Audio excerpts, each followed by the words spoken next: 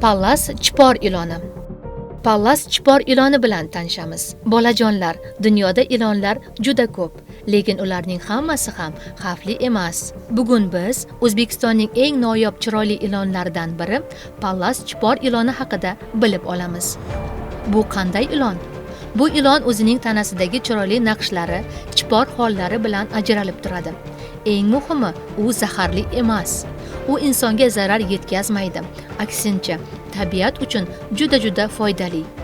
Bu ilon asosan yurtimizning Qoraqalpog'iston hududida, ya'ni Ustyurt tekisligi va Orol dengizi atrofidagi cho'llarda yashaydi. U o'ziga uy qurishni uncha xush ko'rmaydi.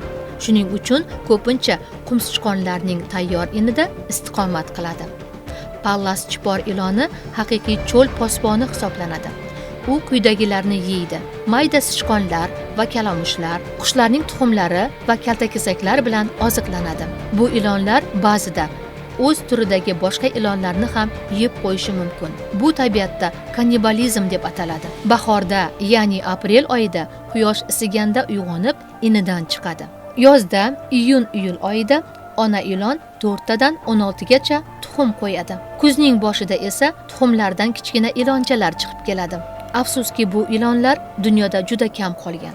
Shuning uchun u O'zbekiston Qizil kitobiga kiritilgan. Uni ko'rganda qo'rqmaslik va unga ozor bermaslik kerak. Cho'llardagi hayvonlarning inini buzmaslik lozim. Do'stlarimizga bu ilonning zaharsiz va foydali ekanini aytib berishimiz kerak.